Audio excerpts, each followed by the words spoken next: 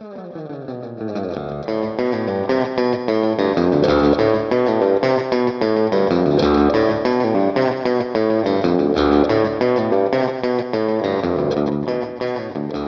and welcome to Where You Lead, a podcast where we, a real-life mother and daughter duo, rewatch Gilmore Girls and discuss the misadventures of fictional mother and daughter duo Lorelai and Rory Gilmore. I am Tessa Dare, a writer and the author of the paranormal mystery series The Karanzan Chronicles, and Beth's daughter. And I have had at least one whole coffee. I had a coffee in my to-go cup, my Star Trek to-go cup, and then I eventually transferred it into the Luke's mug when I got back home from my errands. All right. So I'm not sure what coffee number I'm on. I am Beth, Tessa's mom, also a writer. Tess and I have been talking about politics, art, and culture pretty much since she could read. Sometimes these conversations have taken on a marathon quality. So last year, it occurred to us that we should move our discussions to the digital world, maybe even into a podcast. The Gilmores seemed like an obvious choice because the story resonates with us. I was a single mother of a teenage daughter attending a private school we could not afford, and many of the show's plot lines touch on topics that we like to discuss. So here we are. I'm in St. Louis, Tess is in Seattle. And my coffee, I picked up a late-in-the-day coffee from Breakup that I topped off with some 2-day-old stuff from the thermos, because that's just how I roll. And we now have a Patreon. If you would like to support us on Patreon, you can find us at patreon.com/whereyoulead. Every week, we will start off with a synopsis of the episode along with the date it aired before heading into our discussion. Today, we are discussing Season 1, Episode 17, The Breakup, Part 2. It originally aired March 15th, 2001. It is not technically a Part 2, that is just in the title. It's the storyline is continued, but the previous episode was not a Part 1. So yes. And our general overview of the episode is basically that Dean and Rory have broken up. So I guess maybe that's the Part 2 part. The actual breakup technically took place in the last episode, but This is when the fallout from the breakup happens. And the whole town of Stars Hollow pretty much immediately turns on Dean, despite Rory's attempts at protesting, though she doesn't try that hard. And Rory is, of course, keeping a big part of the breakup a secret, though the audience knows because we saw what happened. And Lorelai definitely suspects that something is off, but she does not get Rory to tell her. She doesn't, she never gets any satisfaction from it. And I think it's because Rory's embarrassed. Oh, yeah. Doesn't know how to, hasn't processed it yet. It's just happened. It hasn't had time to think about it. So anyway, we start with a cold open. Lorelai and Rory are embracing at the front door, and her mom is asking daughter, what happened. Rory isn't comfortable telling her very much at all. Her explanation is simplistic, and I mean, she says we jumped into this car in the junkyard, and then they broke up. She gives a very technical overview. They went to dinner, they walked through the town, they went to the junkyard. And that's kind of where the fire. They stopped at the fire pit. Yeah. It wasn't working. They went to the junkyard. They jumped in a car. She doesn't tell her mother that Dean gave her a car, or that he was building her a car, or that he said he loved her and she couldn't say it back, and that is why he broke up with her. So she doesn't want to get into any of that. So what she tells her mother is not really a story I would recognize from what actually happened. But so that's what happens. And then she gets fixated on the fact that she forgot her mother's meatball in the car. She actually said, I forgot your meatball in the car. That would be my choice for an alternate title. So I forgot your meatball in the car. All right. Yeah. All right. And if you remember last week's episode, they're going out to a nice dinner and her mother asked her to suggest you get a meatball. So it was kind of a funny exchange between them, but when they're at the restaurant, in addition to 3 plates of pasta and a massive dessert, she asked the waiter to bring her a meatball that she could take home to her mother. And she leaves that in the car after the breakup. In the junkyard car. And Lorelai and Rory have an exchange where Lorelai basically says, I just don't believe that Dean would plan all of this for you and then suddenly dump you for no reason. And Rory responds, how do you know that? And Lorelai says, because I've read every Nancy Drew novel ever written, the one about the Amish country twice. I completely missed that line. Yeah. Or if I heard it, it just didn't click for me. It's not, and it's still not clicking for me, but it's a throw off line, and she has a lot of those. Yeah, it's interesting. I used to read the like junior Nancy Drew novels when I was a little kid. And the interesting thing about the Amish country is I read the very first Sherlock Holmes novel, and it's really weird and includes this huge digression in the middle. Like, you get the setup to the mystery story, and then it all of a sudden does this huge flashback to Mormon-controlled Utah in the 1800s. And for some reason, that line about the Amish country one just sort of reminded me of that Sherlock Holmes novel. But Lorelai wants Rory to take her through it step by step, Yes. because, of course, up until this year in their lives, that has been the nature of their relationship. Anything that happens to either one of them gets told to the other one in detail, step by step. But in this situation, Rory does not want to tell her mother, whom she usually tells everything to. So, it's kind of, instead she goes to her room and she starts throwing things into a box that remind either that Dean has given her, or that remind her of Dean, including a stuffed chicken, I guess it's a rooster from her childhood that has been with her since she was a toddler, but he touched it the first time he walked into her room. He touched it. A couple of the things are just like he looked at it and liked it. Like it's literally just a whole bunch of her stuff that that is only tangentially in any way related to him, but she's just she wants to do this purge. I think it's sort of representative of her desire to just sort of get rid of the feelings. Get rid of the feelings. And the very last thing she throws into the box, though, is important. It's the bracelet that he gave her. Yes. Didn't he give her a bracelet? Because she takes the bracelet off, and it's the very last thing she throws in. And she insists that her mother get rid of it. Her mother keeps saying, oh, but you're going to want this. And then that's a thing young people don't realize. Well, I mean, I did. When I was a teenager, I kept all kinds of crap that I still have to this day. And so, but I think a lot of young people think, oh, I'm just going to get rid of this. I don't need it. And she's thinking she's just going to get rid of this. And her mother's like, nah, I don't think so. You're going to want this 5, 10, 15 years down the road. And of course, we know Lorelai's not going to throw it out. She doesn't. She takes it. She puts it in a closet. But Rory keeps insisting, no, I want you to throw this out. And meanwhile, Lorelai keeps insisting, you need to wallow. So, and by that, what she's saying is, you need to, eat some ice cream, watch a sappy movie, and let yourself cry. She's telling her to feel a little bit. Let yourself feel it. Work through it that way. And Rory is having none of it. And Lorelai acts as if she's surprised, and she is surprised, but why? We're not surprised. Rory, this is who Rory is. She is not her mother. When Max broke up with Lorelai did wallow.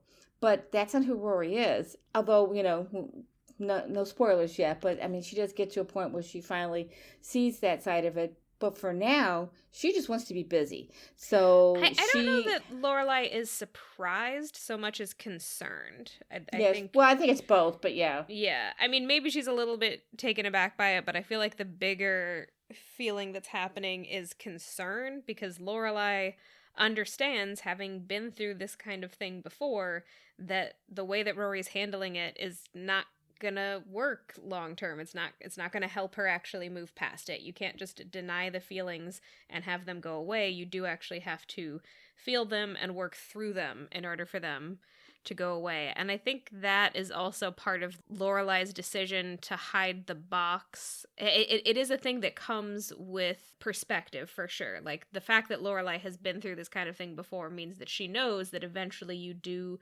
reach a point where you want to be able to look back. And I don't think Rory is even thinking of it in those terms. She literally can't get past the present moment of wanting it to just be over. But also, I think Lorelai wants it to just be over, because she, as a mother, she doesn't want her daughter to feel pain. She wants to get through this, and she thinks that getting through it means wallowing in it. Rory thinks getting through it means staying busy. and taking her mind off of it. What she doesn't realize is that the busyness is going to take her into the town where she is going to see not just townspeople, but Dean. So wallowing would actually keep her away from that. But instead, she wakes her mom up at 6 a.m. the next morning, and they start off on this long list of things that Rory has created for her. So yeah, she does wake her mom up at 6, which my note on that was Rory chose violence today. And I have a couple of notes about it. My first note, which is not exclusive to this show, but like television in general has this tendency to pretend that 6 a.m. is as bright as noon. Maybe in some places it is at some times of the year, but most of the time 6 a.m. is not as bright as the rest of the day. But this is just a thing that happens on television over and over again. They tell you that it's 6, but the lighting in the room is, we filmed this at noon. Production value. I mean, and it if they don't have that, then the scene doesn't work. But because it's supposed to be a stark wake up for her, just sure. like you said, a violent kind of scolding wake up for her. But you're right, even in the middle of the country where I am at 6 a.m., it's only that bright in July. Yeah. So, and this is Connecticut in winter because they're still wearing winter coats. So I'm not sure. Connecticut. I smashed Connecticut and winter together. Winter to like early spring seems to be, because I think they did make a reference to March. But yeah, there's no way that it would be that bright. And the thing that bothers me about this scene is that she says to her mom, I used to have a boyfriend and now I don't. To me, this feels like a skewed perspective. Isn't it about loss of love and loss of companionship rather than loss of a boyfriend, a title? I used to have this boyfriend, this thing that people recognize. It's a title, and that's what I lost. Is that really what you lost? I mean, I think that might be part of her way of minimizing it. But I also, I'm not, I think that's one way to look at it, but also I do feel like Paris later on basically refers to it in exactly the same way. Of course, to Paris, I do think that boyfriends are just about the concept and the title. Yeah. Maybe because she hasn't ever actually had one. But yeah, I think that way of framing it totally gets echoed by what Paris says later in the episode. She says something like, well, at least you at one point had a boyfriend. Both times, it's like, it does totally feel like they are treating this not as like the loss of an important relationship so much as the loss of a status symbol. It's a status, yeah. That's exactly what it is. That's the word I couldn't come up with. Yeah, that's exactly what it is. And this is not the first time she has talked about, when they both decide that he is her boyfriend, and there's been lots of situations like that where she's talked about him being a boyfriend or having a boyfriend or whatever. And to me, it's a really immature way of looking at this very important relationship in her life. Yeah. So. So then when Lorelai comes down, Rory has already cleaned the whole house and rearranged all of the furniture in the living room, except for the TV, which was too heavy for her to move. So now everything is oriented away from the TV. Mm-hmm. And the room kind of looks unrecognizable. Like when you look at it, it's like, this almost doesn't look like their house anymore, except it is technically the same couch, but just everything looks different. And you have to understand that the visual of their living room is almost always the two of them on the sofa watching television, watching a movie on television usually, and like with surrounded popcorn by and pizza stuff. and surrounded by stuff. It's a completely, the orientation of the sofa is wrong, and there's nothing in the room that makes it feel like them. It feels like the room suddenly has more furniture than it used to, but way less other stuff. When I first saw it, I literally had to replay the scene because I was just like, the room normally looks wildly different from this, right? And like my big question is, where did Rory put all the stuff? She cleaned it up and put it away. But yeah, where is away? I don't know. But like you said, the camera does pan for very slowly across the room. Yeah. So you can see how different it looks. That's deliberate and intentional. It definitely, and usually we don't see the whole room. We usually just see the sofa, or if there's the chair where Emily fell asleep. I mean, that's pretty much it. So this was a real deliberate effort to show that there's been something has changed. Yeah, there's been a change. A cyclone. Yeah. So when Lorelai is telling Rory that she needs to wallow, she lists off a bunch of movies, and I wrote them all down. I've not seen any of these, but I did go ahead and look up every single one so that I could know what they were about. The movies are Love Story, The Champ, An Affair to Remember, and Ishtar. And I think the joke is that the first three movies are like classic sad movies. The third movie was just a box office disaster. Oh, really bad. Yeah, with two great actors. You know, Dustin Hoffman and Bonnie and Clyde. Clyde. I hate it when my brain works that way or doesn't work. It'll come back to me. I can look it up. I didn't memorize who was in it, but I can look it up. Warren Beatty? Yep, that's it. So there's another point. I don't know if this is in the same scene, but they mentioned Footloose, and she talks about how, you know, the people that are in it, and then she says something about Chris Penn, who is Sean Penn's brother, and I'm like, first of all, I've never seen Footloose, and I know it's like one of those coming of age movies of my generation, but I have never seen it, never had any interest in it. Oh, she mentions Kevin Bacon, and I did not know that Sean Penn had a brother named Chris, who apparently also works in movies, but is not an actor anymore. Their father was a director who made, I think he worked a lot in television, but he did make some films too. So that's how he got into movies. But anyway, so they moved on to Luke's place, which at 6 a.m. is crowded. Usually we get to Luke's diner and there's hardly anybody in there. But boy, at 6 a.m., there's a line. It's packed. At the door. Yeah, it's packed. Yeah. So but Luke is not there. Yeah.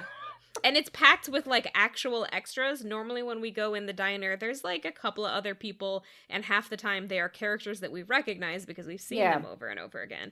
But yeah, this time it's totally packed, and it's full of faces that we don't recognize. Right. Until Miss Patty enters, there's, like, not a person in there who's a recognizable town member. Yeah, except for, Rachel is there. She's pouring coffee. She's not a town member, though. She's not a town member, and here's the thing. She is walking around the room serving coffee, and people are sitting at tables and lined up, but there's no cook. Because Luke is the cook, and he's not there. I mean, it kind of brings into question the whole, like, how does Luke organize this place? Because it does kind of seem like he is the only person who works there. And wow, that's a lot of work to both manage the diner and be the only cook. Wow. Like, no wonder he's, like, basically never not there. Because he'd have to be. It's crazy. But then she seats them. Rachel seats them at a table, and immediately Rory senses that everybody in the room knows. And of course, we're sitting there thinking, but there's nobody in this room you know. None of these people look familiar. So why? But then I remember reading somewhere years ago, a psychologist writing about how teenagers, almost as a universal rule of thumb, feel like they are the center of attention and everybody is looking at them and judging their every word and every movement. And when I read that, however many years ago it was, I remember thinking, oh, I felt like that. So I don't remember when I moved out of that, but it's an absolutely correct assessment and understanding of teenagers, and that's what she's going through here. She's, for the first time, she's not in a book. She's not oblivious to the world around her, which Rory usually often is. Yeah. And she is instead focused on what people are thinking of her, saying about her, even though nobody is. Yeah. But she's obsessing over it for probably the first time ever. I think it's also because of her specific feelings about the breakup, the feeling of guilt and shame. Because I do think that she is viewing this breakup as truly her fault because she couldn't say I love you back to Dean. Mm-hmm. And, you know, Lorelai is not aware of that part yet, but I feel like the fact that she already feels guilty and ashamed of what has happened is really informing her feelings in this scene. And of course then Miss Patty comes in and reveals that she at least definitely already knows about the breakup. I don't know how. How? Don't know. So the old she was in the junkyard point, and maybe so. Up until this point, Lorelai, Rory, and Dean are the only three people who know. How does Miss Patty know? My only realistic theory is that he went home and told one of his parents, and for some reason they told Miss Patty. That's the only. I guess we have established that he also has sisters, so I guess he could also have a sister in Miss Patty's class. Yeah, who but I maybe think knows. I think the bigger meaning here is that Miss Patty is a mystic. Yeah. Yeah, for sure. No, she's a mystic. She's got microphones all over town. She is the town crier in more ways than one, and she knows everything, and it's just mystical how she does. So I think she's just this. She felt it on the wind.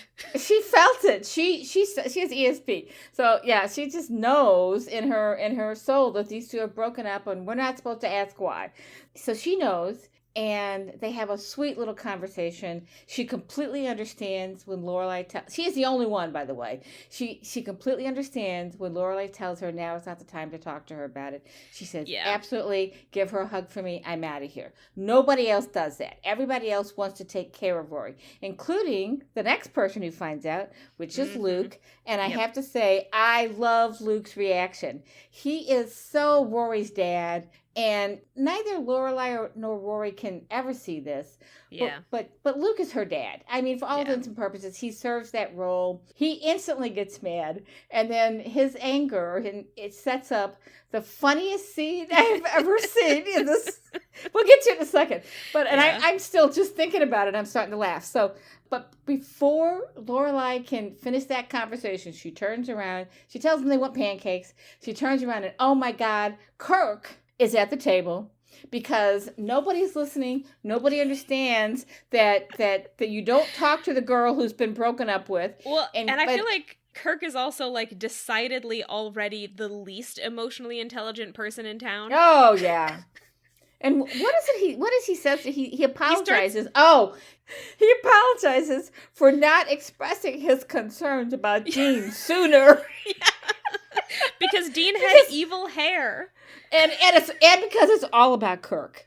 So, it's my fault. I didn't express concern, so now you have a broken heart. That is Interestingly, that does echo Miss Patty's reaction a little bit. Yeah, it does. She also approaches and apologizes for getting Dean the job and for thinking that they were right for each other. Yeah, like they all kind of feel like Rory is their special precious baby, and the fact that she has been broken up with is all their fault. They didn't protect her well enough. And the other thing is everybody is on her side. And I love that. That is a very supportive approach. She can't really appreciate it just yet because she's still in the throes of mourning. But it's sweet for us to see. And because none of them know the full story. Like, she doesn't want them to feel this bad for her because she thinks it's her fault. Yes, everybody does. Miss Patty thinks it's her fault. Kirk thinks it's his fault. Well, but I mean, like, Rory, knows what really happened and knows that the reason he broke up with her is because she couldn't say I love you. And she feels this guilt over that and feels that Dean is not actually guilty of breaking up with her. But they all feel guilt. She's as wrong as they are. It's not her fault. And they all feel a little bit of guilt. It's all a little bit different. But her guilt is no more, I mean, it's real, but it's not accurate. She should not be feeling guilty. She should be feeling grief. I mean, let's look at this realistically. This boy has broken up with you because you could not tell him you loved him. That is not a boy you need to be with right now. So it's in some ways a good breakup, but it's still a very painful breakup, a very painful situation. And that's her first one, her first boyfriend, her first breakup. So her first love, even though she couldn't say it. And people will tell you, and it's been written in romantic comedies and in books and novels and poetry, that your first love is the hardest one to get over. And it absolutely is. And I think it's because it's the first experience. It's the first time you open yourself up completely. And when it's over, it's gut-wrenching because you think this is it. This is such a great feeling. I love feeling like this. I'm gonna feel like this for the rest of my life, and then it's over with. So it's horrible. It's a horrible feeling, but she is not letting herself feel that just yet because she's staying busy, and they're in the diner. Kirk is trying to apologize to her, and then they sit down. And they're talking, and Dean shows up. He starts walking towards you want to set this up? Yeah, sure. Yeah. So Luke is not exactly where Rory and Lorelai are. They're kind of absorbed in their conversation and in trying to get Kirk to leave them the hell alone. Yeah. But Luke, meanwhile, looks out the window and sees Dean approaching and pretty much immediately goes outside and starts trying to warn Dean off. And it, like, very quickly escalates. I will say, like, I feel like this was a little bit... You have to suspend disbelief. Yeah, you have to suspend disbelief. If you're the owner of this diner and you are telling this 16-year-old boy to bug off, most 16-year-old boys are going to turn around and leave. Yeah, especially considering that Dean knows that Rory and Lorelai are obsessed with coffee and are always in Luke's diner. Like, you would think that it would connect with him immediately. Oh, he's telling me to leave because Rory's in there. You know? Like, Dean's not an idiot. You'd think that he would just get that. But for some reason, they're both being bullheaded, and they kind of start wrestling. And I mean, it's really just a matter of Lucas kind of wrapped himself around Dean to try and get him to push him back. But then it escalates into wrestling. Yeah, Luke kind of starts by physically pushing Dean back. And then it very quickly escalates into full-on wrestling in the middle of the street. It's a little weird. It's a little rough. It's a little violent. But then we cut back to Rory and Lorelai at their table talking. And in the background, out the window, are these two men wrestling. And they're oblivious to it at first. And I mean, I had to stop. I was laughing so hard. And I'm trying to not start laughing now. It was the funniest visual I have ever seen in this show. I think they're not even just oblivious. I think Lorelai is literally saying something along the lines of, you can't live your life assuming that Dean is going to show up everywhere. He's not everywhere. And he's like literally right outside the window. Yes. And then it only takes about 10 seconds for her to finally look over because, out of the corner of her eye, she's seeing movement, and she turns and looks and kind of, oh my God, gets up and runs outside and pulls them apart. And I was so still laughing at this point, so I'm not sure. I didn't notice if Rory joined her or not. Rory doesn't help to pull them apart, but she does come outside, and she does, like, they're both telling the boys to stop. Okay. And yeah, I have very complex feelings about this scene because on like a level of entertainment, it is hilarious and it is very fun to watch.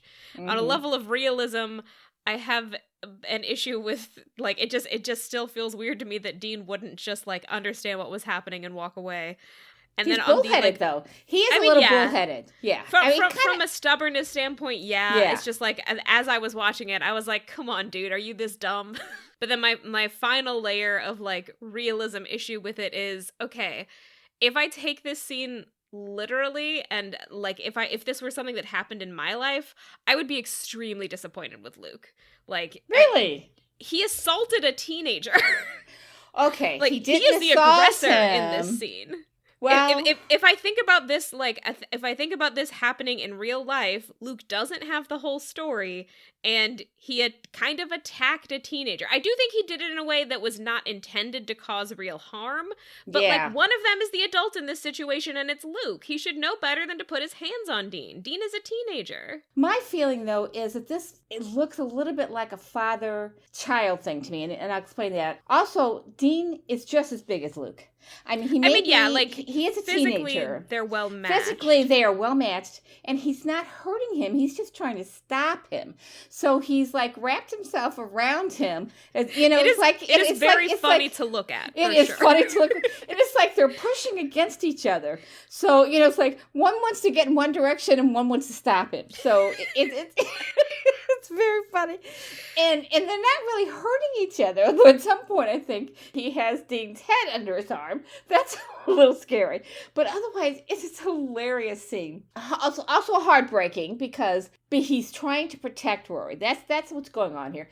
Luke wants to protect Rory. He is determined to do that because he's her father. I mean, he feels he's assumed a fatherly role, and Dean, does he even know? Does Dean even know that Rory's in there? I don't think he knows. I think if he knew, I think he wouldn't want to go in because he spends like the rest of the episode avoiding both her and Lane. Yeah. So I think if he knew the truth, he wouldn't want to go in. But Luke at no point says Rory's in there. He just keeps saying, I get to refuse you service if I want to, and I'm doing that. Except he's doing that out on the street. street where he does not have quote unquote jurisdiction. Yeah, and he could stand in front of his door and prevent him from coming in. It is a private establishment. Sure. But so I'm thinking as I'm laughing through this scene, what does Dean think's going on here? What does he think is going on here? This is my question. Why is Luke trying to prevent me from giving him my business? He doesn't really tell him, and so he has to assume at this point that everybody in the town knows, and that they're just mad at him. He doesn't really understand or realize that he's actually trying to protect Rory. And like I think this is just like a prime example of a scene where like I think it works really well within the episode. But part of the reason that it works so well is because this episode is kind of high on artifice. Like, Miss Patty magically knows what's happened. Yes. The whole town has already knows and has made up their mind, and they all want to protect Rory like a precious little baby. So like, because of all of those things, it totally works well dramatically. I'm just saying that there is a part of my brain that's like, okay, if this were really happening and I knew an actual adult man my age who like tried to fight a teenager in the street, I would be like, dude, you can't be doing that kind of shit. Yeah. That being said, I do think, as the guy who plays Luke, his name is Scott Patterson, right? Yeah. I think Scott Patterson does not get enough credit for having like pretty good comedic chops in this episode. He does. He's very good. Yeah. It does work really well as like a piece of farce. Which then has a very sad ending because it kind of ends on Rory and Dean finally looking at each other, and Rory tries to reach out and kind of apologize / see how he's doing, and he just wants none of it and immediately walks away from her. Which was surprising to me because I would have thought just the opposite. That Dean at this point had a night to sleep on it, and he would apologize to her, and she would be the one who was hurt and leave the interaction. But it's not what I expected at all. So she's acting mature here. She's trying to reach out to him, and he's still acting like a little baby. I think this is one of two moments of interesting emotional maturity that we see from Rory in this episode. The later one, unfortunately, being with Tristan. Yeah, it is, but it's a good scene, and we'll get to that at some point.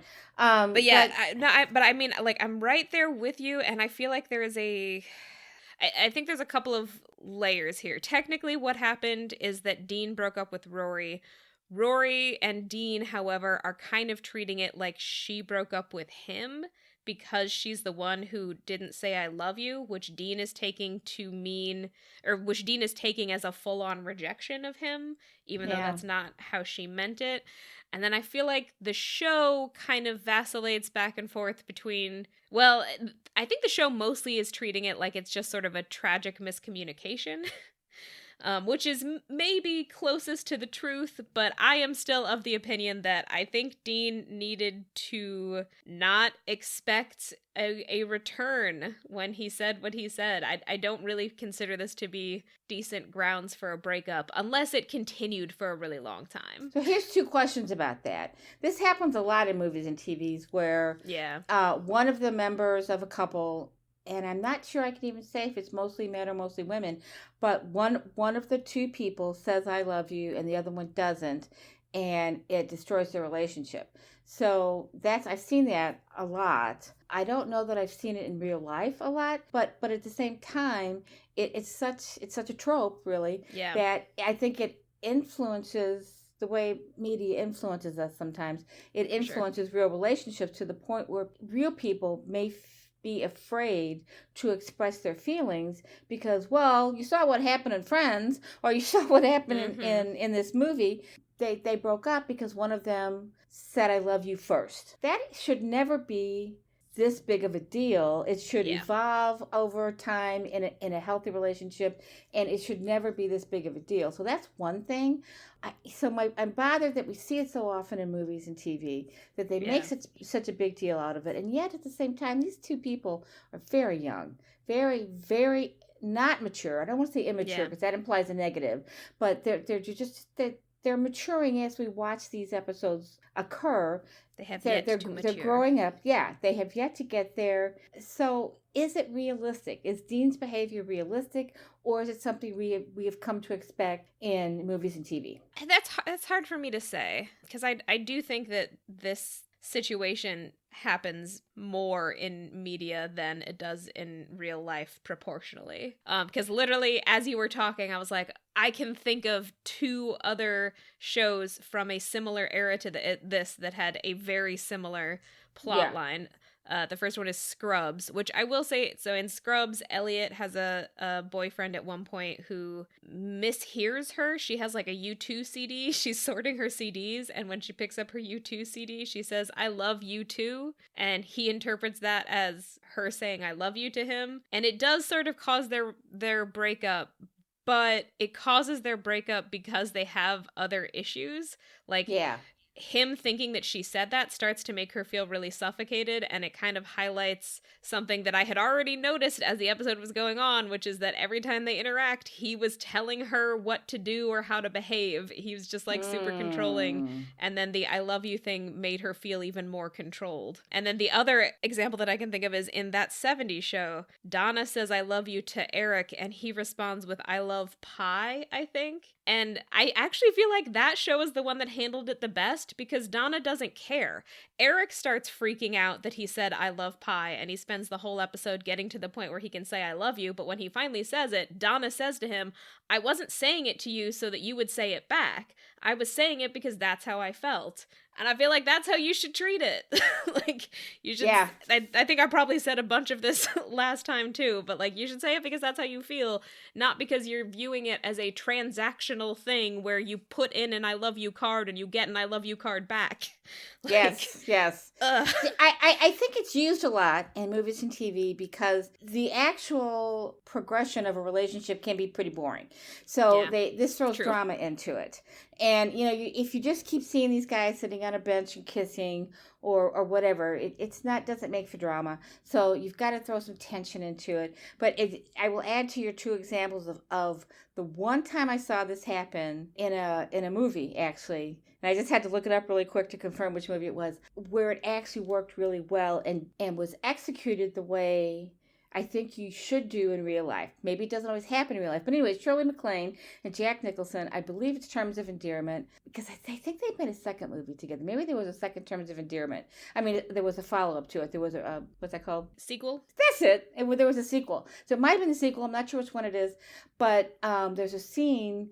They have a relationship. It's mostly sexual. He's known for having a lot of relationships. At this point in his career, Jack Nicholson pretty much always played, wandering kind of character in a lot of his movies. But when he wasn't playing a gangster. But this one was a lovable curmudgeon, all the women love me kind of thing. And he's, anyway. So she, of course, has not had a relationship in years, and she gets much closer to him than he is to her. And he's a very loving person. So when she says to him, and I can see this scene, I want to say she's called as he's leaving.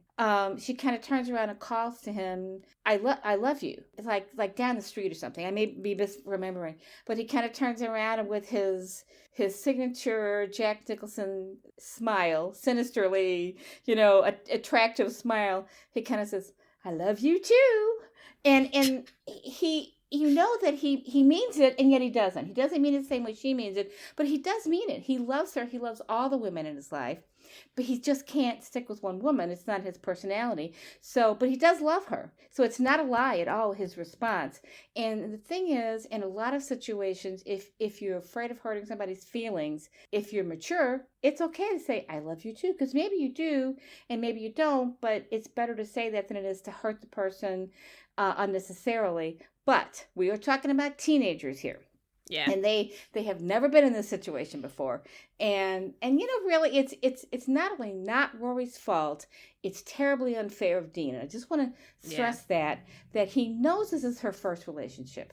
He's been in one before. He knows that this has got to be weird for her, and yet he doesn't care because it's all about him. And this is, I kind of never really loved Dean that much. His character, I thought he was cute and he's charismatic. And he is a little smart, but he's not terrible. He's not as smart as Rory is. Not as academically inclined. He surprises me sometimes with some of the things he says, but it doesn't surprise me or bother me that he breaks up with her over this. I do think that it is in line with his character, and I think honestly the scene outside of Luke's diner also shows that. I feel like both of these instances are instances of him being really prideful and stubborn. Yeah, she is way more mature than he is, and that's saying something because she's not that mature. the most mature. Yeah, in some ways, she's not emotionally mature, but she is behaviorally mature. She would never hurt his feelings.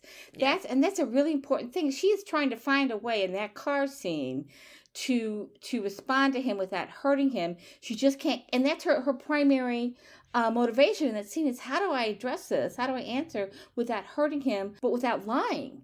Yeah. So, because she doesn't know how she feels, and it's just really, she's very brave in that scene, I think, and he is just a coward. Yeah, I kind of agree. But yeah, to move things along a little bit, we then go back to the house. Well, before we get there, though, they're talking about their list of things. And I wrote this down because it was funny because... look, Rory's list? Yeah, Rory's list of things that they're going to... Instead of going back in to get the pancakes that I guess Luke never got to start, because he was supposed to make her chocolate chip pancakes with a lot of whipped cream. He never gets to start that. And after the fight... Rory and Lorelai leave, but as they're leaving, they're talking about the list of things that Rory wants to do. They completely forget the pancakes, and they move on, and they get home, and Babette comes over, right? Is this before they go shopping or after? Yeah, Rory goes to, we just kind of skip the shopping. But they bring in the bags. They bring in a bunch of bags, Yeah, we go from that scene to them getting home, and Rory takes her, room freshener or something and goes to plug it in her room. And while she's in her room, Babette comes in and starts the whole, overly concerned, overly motherly thing. She wants to tell Rory about every breakup that she's ever had and how terrible most men are, but eventually she'll find a good one. And, you can tell that this is what Babette wishes someone had done for her, probably. Yeah. Including the story where somebody pushed her out of a moving car. So... Yeah. I mean, it does sound like it might be a fun time to listen to all of Babette's stories. Oh, I'm sure it would be, yes. But Lorelai, understands that this is not really where Rory's at right now, because Rory this sounds a little bit more like wallowing, listening to everyone's sad stories. It's like a variation of watching a sad movie. And that's not where Rory's at right now. No. And while Lorelai is shooing Babette away, Rory rediscovers in her room the invitation to the party at Madeline's, and pretty much on the spot decides to go. And Lorelai, I think, senses that she can't really convince Rory not to go, so instead she opts for telling Rory to take Lane, which is some great advice. It's a brilliant piece of advice. But before she does that, she has the second line in the episode that made me have to pause the show and laugh. She says, because going to a party hosted by one of her Chilton classmates is going to be rough. And I mean, she's still trying to get to a place where the classmates accept her. Now, Madeline likes her. That's the reason she invited her. But her mom says, why don't you just stay home and read the bell jar then?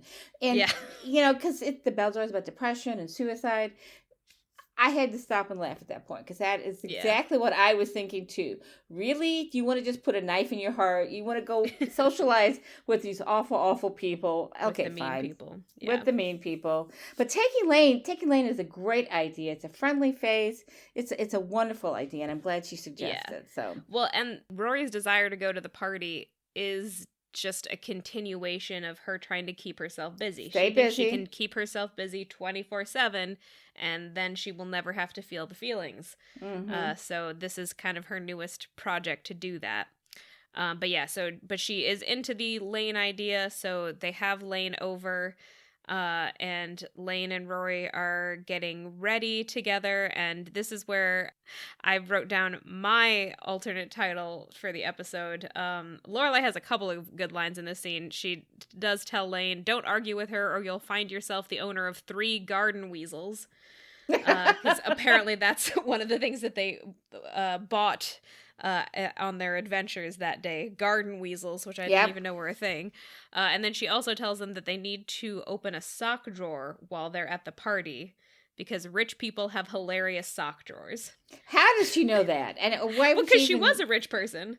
Oh, that's true. I'm Very guessing good this is points. from like years of her going to like her parents' Yes. friends' parties and Yes. entertaining herself by looking through their sock drawers. By looking through their sock drawers, yes. Well, my take on this scene is that, is it just me, or does Rory still dress too baby-like for a teenager? Oh, yeah. Yeah. And, you look at Lane, and she's got this... Of course, the actress is 10 years older. The actress who plays Lane is 10 years older than the actress who plays Rory. But she has this lovely... Lane has this lovely red top on that's tight-fitting, like a teenager would wear. Mm-hmm. It's got a little bit... There's some rosettes along the neck. But it's sexy and very fashionable. And just... It's a good color for her. She looks really good. She's got her hair kind of flipped out. And that doesn't sound like it would look good, but it actually does look really good on her. It did look good, yeah. It looks really good. And then you turn to her friend, Rory, who has got this baby doll dress on. She looks like she's dressing for a fifth grade party instead of 16, 17-year-olds. So it literally looks like the kind of dress you would maybe have on like a China doll or something. Yeah, it's ridiculous. Yeah. And anyway, so maybe that's deliberate, trying to emphasize that Rory is still so baby-like in many ways. I don't know. Yeah, I mean, it definitely sort of seems to underline the way the town has been treating her this whole episode. Yeah, like she's their precious baby. It is also one of those things where I don't remember the fashion of this time period well enough, but this might have just been a popular way to dress at the time.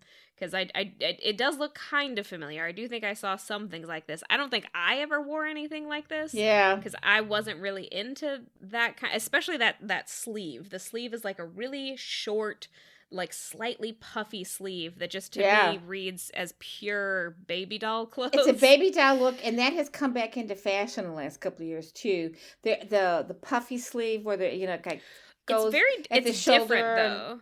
It is puffy different. Sleeves now are much bigger and are like more it keeps deliberate. It keeps coming back into fashion. It's like, what is it about women and wanting to dress like little girls? I don't get that. Well, I think I'm gonna argue with you there. I think the fashion that is happening right now is different from this specific sleeve that Rory has, because the sleeves are bigger and they are a deliberate throwback to like vintage like 1800s clothing and earlier. This is like it's a lot of it is part of the like cottagecore aesthetic. What is it? Cottagecore aesthetic. I don't know that I'm going to be able to get into cottagecore aesthetic right now. Oh man, okay. There are whole trends on the internet of people who intentionally dress like they are living in a way far gone era, like the Victorian era or the Regency period. Yeah, I've seen that. Yeah. The trend now, and I think that has bled into broader fashion. You see a lot of tops now that are kind of peasant tops or that have these like puffy sleeves, and I think it is an intentional throwback to 100-year-old vintage clothing. But it's been integrated into short, tight knit tops. Yeah, a lot of them are like crop tops. Yeah, the crop tops, and it's just, and they look great except for that stupid ass sleeve, and I just think it's ugly, and it makes them look like little girls, and I understand what you're saying, but it doesn't look, it's not attractive. It's not an attractive look. But anyway, the dress she's wearing is a little bit like that along those lines. It's not, you're right, it's not as prominent. The sleeve isn't as prominent. The version that she's wearing in my mind is the baby version. Yeah. Like it's the version that you literally put on babies and on baby dolls. And like there is an adult version and that's not what she's wearing. Yeah.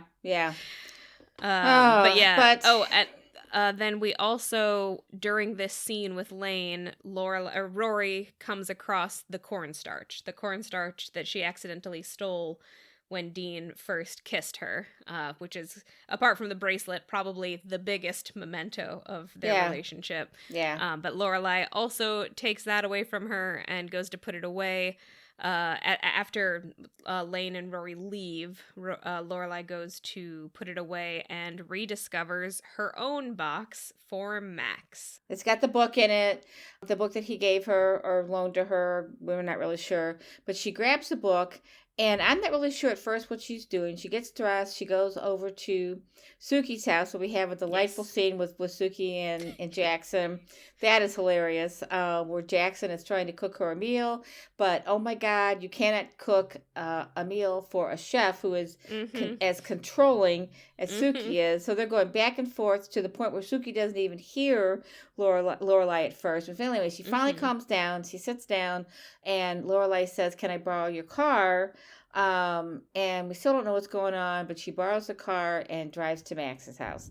Did you want to add to this scene about Suki?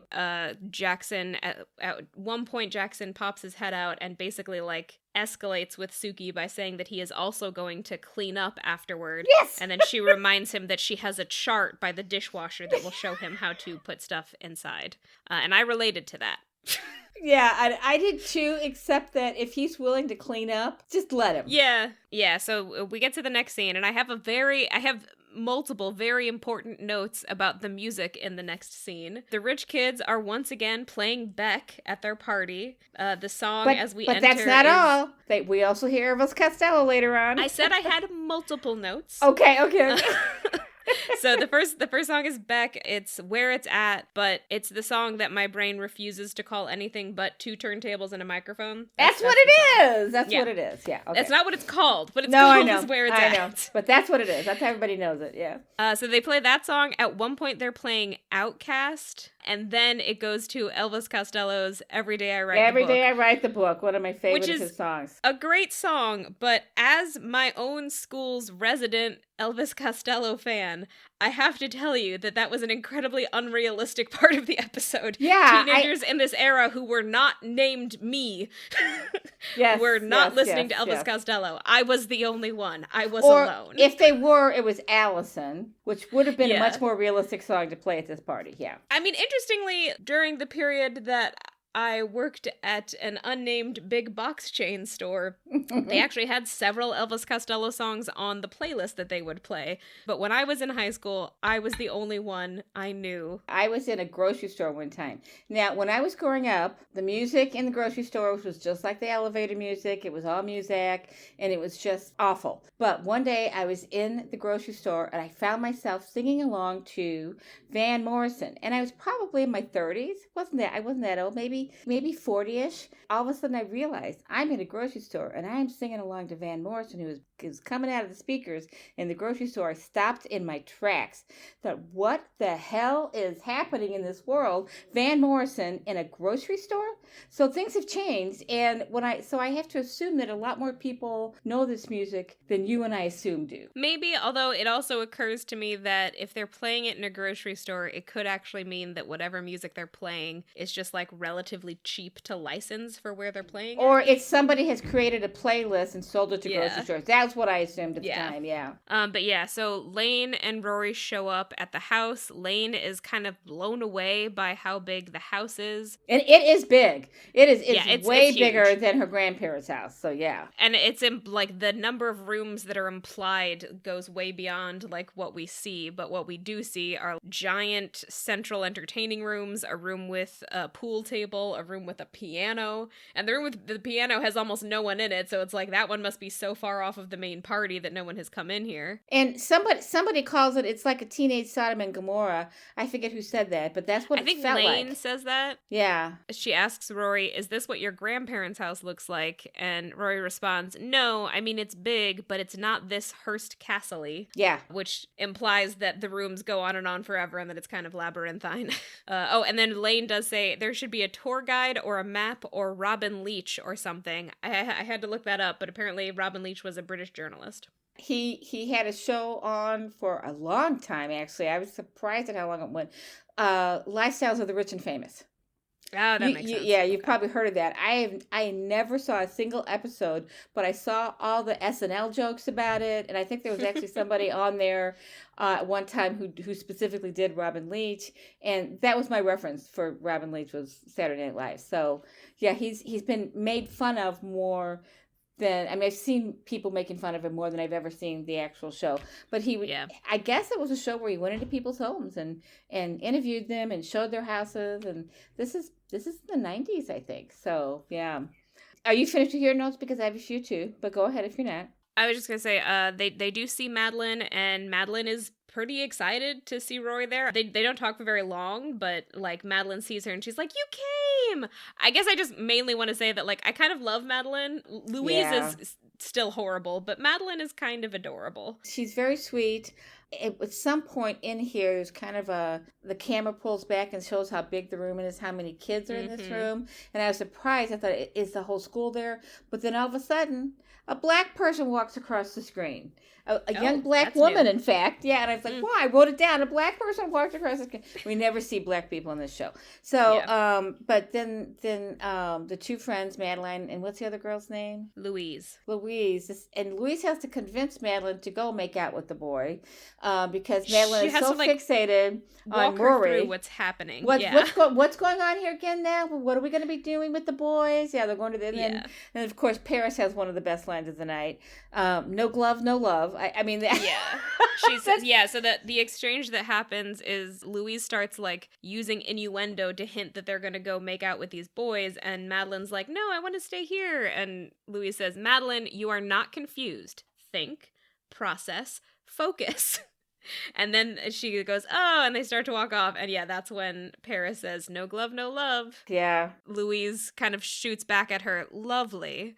Which I do want to say, like, I don't like Louise as a character, but the actress playing her has a really interesting voice when she gets to talk for long periods of time. Yeah. She kind of has, like, her voice kind of reminds me of, like, an old school movie star. Yeah, I'm surprised she didn't become a famous actress. She's a pretty good actress. Yeah. And she's got like matinee looks too. Yeah. So then we get the Korean boy walks up. This is the best part of the party for me. Yeah. The one Korean boy, Lane says, would have his Korean girl radar turned on. And he does. Mm-hmm. He has it on. He finds her. And she is just flummoxed. He is perfect. He's smart. He's funny. He likes the same music. He likes to dance. They have similar cultural references. And he's Korean. And she's like, I can't do this. My parents would love him. How can I love somebody? How can I like somebody my parents would love? Well, and it's interesting because we don't really get his side of things because he's not the character that we're focused on. So I was kind of wondering in this scene, I wonder if he's going up to her because his parents have treated him the same way and have really coached him to only want to date someone Korean, or if he's going up to her because he's tired of being at parties that are almost exclusively populated by white people. Yes. And they do have shared cultural references because of their heritage. But then what's sweet about it is that they realize they have more than that. So I think that's great. I mean, it almost feels like she could have potentially found a soulmate, someone who is also growing up within the confines and constraints of the Korean family culture, but is in the world, is aware of the music. He wants to be a pediatrician because he wants it, not because his parents want it. And because he was very engaged in talking to her. And Lane is beautiful. So of course he is. He's drawn to her right away. But it's so exciting. It's like, wow, I'm really hopeful that this is going to work out for her, even though I think we know that it doesn't. Boy, it sure would be nice if it did. And it's just nice to get to see Lane having a good time. Yes, yes. It feels like all of her screen time up until now has either been bad things happening to her, or her accidentally embarrassing herself, or her being treated poorly by Rory. So it's just nice to see an episode where both Lane gets to have a good time and where Rory actually has to act as a friend to Lane and be her wingman for once. Yeah, it's great. And also get to see Lane dancing. She's a really good dancer. Oh, so while this scene is going on, we do get some cutting back and forth between the party and Lorelai, who has gone to Max's apartment. And my first question about that is, has Max always lived in a basement apartment? Do you remember? Does he live in Hartford? I assume so. Teaches at Chilton. It's in Hartford. I feel like only bigger cities have basement apartments. So, maybe, New York obviously does. It definitely looks like a New York apartment when she walks That's what up. It looks like. Maybe he lives in New York? Maybe, but if she's in Connecticut and she went to New York, you can do that, but that would be probably at least a 2-hour drive. Yeah. Would he really be doing that every day to work at well, and that's the other thing is, would he really be working at a private high school and paying for an apartment in New York? I think he's got That's to the be in bigger point. Hartford. Because you did have a teacher at Wesleyan that lived in New York City, your art teacher. Yes, but she was a wealthy. character. And she was a character. Yeah, she was wealthy, she came from a pretty well-to-do family. She was paid a professor's salary, which is generally higher than a high school teacher's salary. Yeah. And she was also a very successful painter in her own right, sold her own paintings for quite a lot of money, and also was just one of those people who was never not going to live in New York. And I don't know that Max is one of those people. So I think we have to assume this is Hartford and just suspend disbelief once again. But anyway, it's a basement apartment. She shows up at the door. My first thought in that scene is, oh, he's got a girl in there. And he doesn't. I mean, isn't that what it looks like they're setting us up for? Yeah, for sure. She ostensibly is there to return his book. That's going to be her. We never see the book again, but we know that that's what her fallback is. Oh, I'm just here to return the book. But before they can even get into that, they start talking, then they start kissing, then they pull apart and talk again and put a table between them, and that doesn't work because they are drawn to each other, and then they end up having sex. But at the end of it, when they're laying there talking, she's doing her usual thing where she's just making light of everything.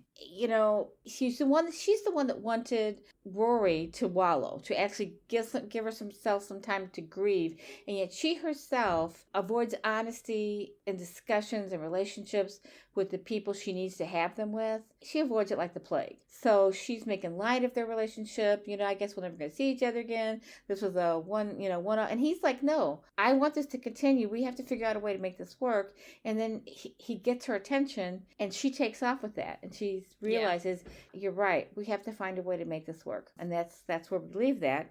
We do then go back to the party. And this is where we get the scene with Tristan. So the first thing that happens is that Tristan's girlfriend, who is apparently named Summer now, he calls her Summer several times, but I'm pretty sure in the previous episode when she showed up, someone called her Belle. But I don't know. I could be getting that wrong. She's named Summer now, and she very publicly breaks up with him in a way that's kind of humiliating. She breaks up with him in a room full of other dudes who are all kind of watching and snickering. Rory's there too, and the way that she breaks up with him is basically to be like, you're annoying now. I'm done with you, which is pretty humiliating. And, couldn't have happened to a nicer guy. It's funny. They're turning the tables on Tristan here. We feel sorry for him. Yeah. It's hurtful that she's not only saying this to him, but so loudly that everybody. Yes. She doesn't break up with him in private. It's a very public breakup, and he is humiliated. But I think it's more. I think he has such a strong sense of himself that it's more that it's hurtful. He doesn't want people to see how hurt he is, and so he goes off to the piano room. Before he does that, though, Lane walks through and says, I can't believe I'm falling for a guy my parents would approve of. So, they're bringing that up again. And they were getting ready to leave when the Korean guy comes and asks for another dance. So Rory sits down with a book. She always has a book with her. And, in fact, I remember thinking when she was leaving the house for the party that she grabbed a book and put it in her bag. Yeah. Thought, why would you take a book to a party? But whatever, that's her. So somehow it's very her. It would be hilarious if the book was the bell jar, but wouldn't it though? And then somehow she gets to the piano scene, and I can't remember if she's looking for a new place to sit or how does she find him in the piano room? Do you remember? I think maybe she wanders past Lane again, and it's not time yet for them to go. So then she ends up wandering into the room and finding Tristan. I think as soon as she sees him, you can kind of see on her face that she wants to reach out to him because she feels really bad about what happened to him earlier. Well, and they're going through the same thing. They're both going through the same thing. Yeah, so she kind of feels a kinship with him. And I feel like maybe also, I don't know, I had a lot of thoughts about this scene. I definitely think that she is just feeling this desire to be kind to him. I also kind of wondered if maybe what she's saying to him is something that she wants to be able to say to Dean, but he won't listen to her long enough for it. It definitely felt like a little bit her guilt about what happened with Dean was also underpinning this scene. Also, I have seen this trick before, and I do think it works pretty well. It's just that I've seen it enough times that I'm aware of it now, and it's this trick where you introduce a male character and you have him be really terrible for a long time, and then you decide that now it's time for the audience to be on his side, so we have a new episode where something terrible happens to him, and we just don't see any more of his previous terrible behavior, and it often just serves to completely switch over your sympathy to be with him. But I just want to say that I don't think the girl should have dumped him publicly the way she did. But everything else about that breakup, he absolutely deserved. Well, and he has been very public in his attempts to humiliate Rory over the preceding months. So I don't feel bad about that part of it. It does strike me, and I wrote this down, that Tristan simply cannot conceive that other people might have compassion for him, which is what Rory is having in this scene. She wants to cheer him up. She wants to commiserate with him. She has compassion for him. And at first, he is just astounded by that. He thinks she's there to make fun of him, to rub it in because he treated her so badly. And then he apologizes for having treated her so badly. And she kind of poo-poos it at first, and he re-emphasizes, no, I need to apologize. It was really bad what I did. And she said, okay, I accept your apology. And so and that's good, because she needs to do that. She needs to accept it. She needs to acknowledge that he treated her poorly and be willing to move on and accept his apology. But then he ruins it by kissing her. So they're sitting on the piano bench. He's facing forward. She's facing the other way. It's a natural thing to have happen, and yet it's not really what either one of them needs at this moment. I can see how the writers think it's plausible, but it doesn't mean that it's a good thing to happen. But it does snap her out of her need to be busy and realize that she does need to grieve. Kind of forces her to have some feelings. Yeah, she realizes, she cries. She starts crying. I think that this exchange between the two of them, and specifically his belief that she couldn't possibly be there to do anything but make fun of him, is kind of an echo of scenes that she's had with Paris at least once, maybe a couple of times, where Paris, both Tristan and Paris sort of treat life like it's a zero-sum game, and if you get humiliated, then someone else is profiting off of that, and it naturally is going to be the person that you have previously humiliated. Both Tristan and Paris have previously treated Rory pretty terribly. In my opinion, Tristan much worse than Paris. Yes. Except, I guess, Paris did kind of spread around the thing about Lorelai and Max, but also Lorelai and Max shouldn't have been doing that, so I don't know. And Rory had a similar conversation with Paris then, where she's like, I wouldn't have rubbed anything in your face. I wasn't going to rub the divorce in your face. Similarly, when she found out that Paris had brought her cousin to the dance, she makes it very clear to her that, like, I wasn't going to humiliate you over this. You ended up humiliating yourself. I just feel bad for you, and I'm here to talk to you if you want to talk. And that's kind of what she's doing with Tristan. But yeah, unfortunately, he sort of decides that this is a moment to kiss her, which I do think makes sense, and I also suspect that Tristan is absolutely the kind of guy who cannot really interpret any kindness from a woman in any way that is non-sexual or non-romantic. I agree. Also, I think both Tristan and Paris are having character transformations that are brought about by the kindness that Rory shows them. So she's a catalyst in their lives. And they, I don't know if they ever realized that, but they both have turning points in this season. I'm not totally convinced that this is a true turning point for Tristan. I think it's a possible turning point. I think it's the beginning of one. He, was also the beginning of one for Paris, who has become nicer to Rory, but is still just this depressed. She never smiles. She's just got this depressed look on her face all the time. She's not a happy camper ever. She does kind of start to grow out of that over the coming seasons, becomes more animated, comes to love her life a little bit more, be a little bit happier character. But she doesn't right now. She is still very depressed. Tristan may be depressed. I don't know, but he's certainly got some psychological issues, certainly some behavioral health issues. It's the term now. But I think that for both of them, Rory is a much needed catalyst in their privileged lives. Yeah, I mean, I think she is definitely a potential catalyst for both of them. I am just not yet convinced, and I don't remember. I am not yet convinced if Tristan is actually changing, because in this scene, all we're seeing from him is that he is currently really sad and really embarrassed, and he is still relating to Rory sexually. Like, sure, in this scene, it is the least gross with her that he's ever been, but the bulk of this scene is Rory feeling empathy for him, not him feeling empathy for anyone outside of himself. His attempt to kiss her is kind of just a less horrible variation of what he's been doing the whole time. He's been hitting on her the whole time. He openly asked her out to the dance. He's just been doing it in this like kind of gross, aggressive, entitled way. And this has been maybe the least entitled that he's acted with her, but he's literally like in the aftermath of a humiliation. So he's literally feeling quite humbled. And even so, he does still kiss her, which means he is still relating to her sexually. And to me, that is not yet evidence of real growth.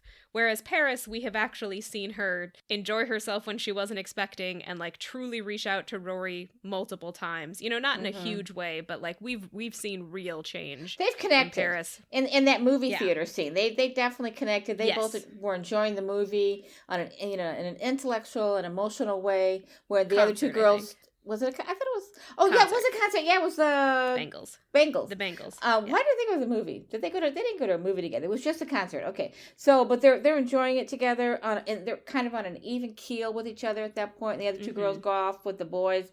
So they really are. They would make a very and they do at some point. The friendship does develop between them, but they are definitely on the same wavelength. I mean, and in fact, the two of them plus Lane, all three of them are kind of on the same intellectual, emotional way. Well, not emotional wavelength because Paris is damaged emotionally. So for sure. But yeah, so they are kind of, they do get to connect. I do give Tristan credit for apologizing, for recognizing his bad behavior and apologizing. But I agree with you that it was inappropriate for him to kiss her because he sees every girl as his for the taking. Yeah, and I just, maybe this is just because I have experienced in my life people who have apologized and then continued the same behavior anyway. Oh, yeah. So for me, an apology is a step, but not nearly enough. Well, we don't know yet. We don't know if it's going to change how he acts towards her. Yeah. But that pretty much brings us into the very final scene of the episode. As soon as he kisses her, Rory starts crying and runs to Lane and tells her that they have to go home. And Lane tells the boy how to find her and then leaves with Rory. And then we get Rory crying at home when Lorelai arrives back at home. And I just want to say that the visual of those two huge Ben and Jerry's tubs of ice cream. In fact, Ben and Jerry's not only specializes in smaller containers of ice cream. I have never seen any ice cream container that large except for the ones in the big Costco and Sam's kind of warehouse stores. So it was huge, and she's got two of them. So I guess it's two different flavors, but she's usually when they eat out of a container, it's like a gallon. This is like 5 gallons. That's how big these tubs are. And she sets it down. Her mom grabs her. She's crying, and the episode ends with her laying a pillow on her lap, pulling her daughter's head into the pillow, and laying there and just smoothing her hair and gently, just, it's very sweet. And I'm sitting here thinking, you're going to go put that ice cream up before it thaws and melts all over you. So that's the end of the episode. She also orders a pizza. Oh, yeah. While she's rubbing her hair with one hand, she picks up the phone with the other, punches one button, because they've got him on speed dial, and calls him. And she knows the guy's name. I forget what the guy... Joe, I think. Joe, Lorelai, we need a pizza with everything on it, and hangs up. I don't think I've ever had a pizza with everything, but that sounds pretty bad. Oh, it's awful. I would imagine every meat, every vegetable, maybe a couple kinds of cheese. And is there pineapple? Does everything include pineapple? Is there pineapple and anchovies? Knowing these two, it probably does, yeah. And, it's also possible that maybe they just have a menu item that's called pizza with everything, but it's not literally everything. Maybe? I don't know. It could be, but I think we're being too literal. I think it's supposed to be an image that we conjure up of a pizza with a lot of crap on it. So, see, and just the fact that he knows who it is without a last name and where she lives or anything, and that he's supposed to deliver it, and he maybe even has her credit card on file. He's one of at least 2 what I'll call invisible town members. Yeah. Because he gets referenced a couple of times. There's like one pizza place, and it's this place, and it's run by Joe. And then there's also Al's Pancake World, which I assume is run by an Al, and we also never actually see Al's Pancake World, and I don't think we ever see Al. So both of these people are like established repeat references, but I don't think we ever see either of them. Yeah, and I don't think we ever see Joe either. But anyway, so my take on this episode is that there's just a lot more growing up for everyone in this episode as we're getting ready to wind down the season. I mean, Luke sleeps in, which is something he never does. Lorelai gets up too early, and which is outside her comfort zone, but she's following her daughter's lead, which is the title of our podcast. So they run errands instead of wallowing. She's following her lead rather than forcing her to do it her way. Blaine finds somebody her parents can like. And does she say parents in the plural? I wrote that down and I'm thinking, I think she does. I think she does, and I think there are repeated references to Lane having a father. I think we just don't ever see him. So, and then Lorelai agrees. After they see each other, she agrees to talk to Max instead of continuing to run away. They have to have a very important conversation about the fact that she is Rory's mother and he is Rory's teacher, and how are they going to make that work? There's a lot of growing up in this episode for everyone. I love this episode. It had just the right amount of a little bit of everything. Just the right amount of everything. There was some conflict. There was some honorary characters who are acquiring a little bit of maturity. Tristan and Paris. There's a lot of love interest, a lot of these different love stories going on, including Luke and Rachel, which we don't really know much about yet, except that she is staying with him. And, there's Max comes back into the picture.